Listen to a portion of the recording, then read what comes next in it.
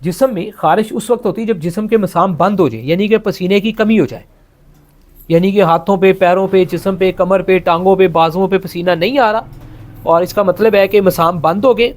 और मसाम इसलिए बंद हुए क्योंकि खून ठंडा रहना शुरू हो गया, ठीक है। अब अचानक से जो खून गर्म होता है, निग आती है, ठीक है, या इंसान को गर्म चीज़ खाता है तो खून जब जिस्म में से गुजरता है वो गाढ़ा भी होता है, और जहाँ जहाँ वो रुक के स्लो चलता है वहाँ पे फिर आपको बहुत ज़्यादा खारिश होती है। फिर हम उस जिस्म को खुरेदते हैं, खुरचते हैं, वहाँ से खून भी निकल आता है अगर खुश्क खारिश हो तो। कईयों का जिस्म फूल के मोटा हो जाता है, ठीक है जी। वो तरफड़ वाली खारिश होती है, उसको हिद्दत जिगर कहते हैं।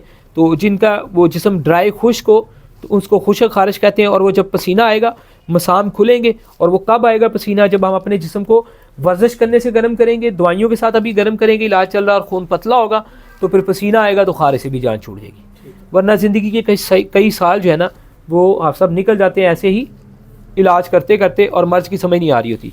तो इसके अंदर भी ये नुक्ता है कि हम आपके जिस्म को जब तक गर्मी कायम करने में पूरी तरह कामयाब नहीं होते तो तब तक ये खून पतला नहीं होगा और मसाम नहीं खुलेंगे, पसीना नहीं आएगा, और दौड़ने से जब पसीना आने लग गया तो खारिश भी गायब हो जाएगी।